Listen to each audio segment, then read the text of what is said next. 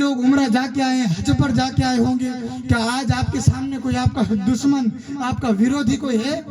جب طواف کرتے تو ہاتھ تو کوئی نہیں ہے نا دشمن آپ کا, پھر بھی آپ کو حکم ہے کہ سینہ تان کے چلو. صحابہ تو چلے تھے کیونکہ ان کے دشمن تھے. آج ہمارے سامنے کوئی دشمن نہیں, پھر بھی سینہ تان کے.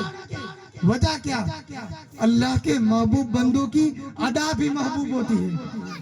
ہاں, جو اللہ کا ولی کر دے, جو اللہ کے نبی کر دے, اس کے محبوب بندے بھی کر دے نا, تو ان کی ادا سے بھی ہمیں محبت ہونی چاہیے. آج بھی جتنے حج اور عمرہ کے لیے جاتے ہیں, طواف کرتے ہیں, تو ان کو کہا جاتا ہے کہ رمل کرے, سینہ تان کے چلیں, سینہ تان کے چلے. ورنہ آج تو ہمارے سامنے کوئی دشمن نہیں, کوئی چیز نہیں, مگر پھر بھی ہے نا میرے دوستو, جب بھی وہاں پر جاتے ہیں نا, تو یہ تو میں نے کعبے کی بات کی, کعبے کی رونق, کعبے کا منظر, ہر چیز, ایک ایک چیز اگر آپ غور کر کے دیکھیں نا, تو اس میں ہر چیز اتنے ایمان والی کہ ہمارے سینوں میں ایمان بڑھتی ہے.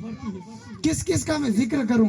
ایک ایک چیز, مقام ابراہیم, اور ہر چیز کی تاریخ ہے, ہر چیز کی تاریخ ہے, اور وہ بھی ان کے پیچھے کچھ تاریخیں ہیں, اور وہ بھی میں آپ کو انشاءاللہ جب تک وقت ہے میں بیان کرتا چلوں گا.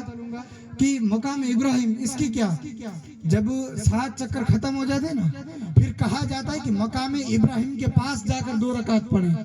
مقام ابراہیم کے پاس, اب کعبہ سامنے ہے تو مقام ابراہیم کے پاس نماز اس کے سامنے. چونکہ آج ہم کہاں پہ, ہم اپنا چہرہ کس جگہ کرتے ہیں؟ نماز میں کعبے کی جگہ کرتے ہیں نا, لیکن وہاں مقام ابراہیم کے پاس. وجہ کیا؟ کیونکہ مقام ابراہیم, اللہ اکبر, ایک پتھر ہے کہ جس پر حضرت ابراہیم علیہ السلام کی 2 قدموں کے نشان ہیں. 2 قدموں, آپ کی جو قدم تھی, قدم مبارک, اس کے نشان اس پتھر پر ہیں. اب اس کی بھی تاریخ ہے. اس کی تاریخ یوں ہے کہ جب حضرت ابراہیم علیہ السلام, جب آپ کعبے کو تعمیر کرتے تھے, تو آپ اس پتھر پر کھڑے تھے, اور آپ اس پتھر پہ کھڑے کھڑے کعبے کی تعمیر کرتے تھے. یعنی کعبے کو جب اپنی زبان میں کہیں بناتے تھے, جب آپ کعبے کی تعمیر کرتے تھے, تو آپ اس پتھر پر کھڑے تھے. اور دیکھنے جیسی بات بتاؤں, جب ایک نبی پتھر پہ کھڑا ہو نا, تو پتھر کا بھی عالم کچھ اور ہو جاتا ہے. پتھر کا بھی عالم کچھ اور ہو جاتا ہے. روایتوں میں آتا ہے کہ حضرت ابراہیم علیہ السلام جب اس پتھر پہ کھڑے ہو کے کعبے کی تعمیر کرتے تھے, تو جیسے کعبے پر زیادہ چڑھنے کی ضرورت ہوتی تھی, تو پتھر خود بڑا ہو جاتا تھا, خود پتھر بڑا ہو جاتا تھا. جیسے ابراہیم علیہ السلام کو نیچے آنا ہوتا تھا, تو پتھر بھی نیچے آ جاتا تھا. تو میرے دوستو, یہ اللہ کے نبی جس پتھر پر کھڑے رہ جائیں, تو وہ پتھر کی بھی حیثیت, اس پتھر کی بھی حالت بدل جاتی ہے.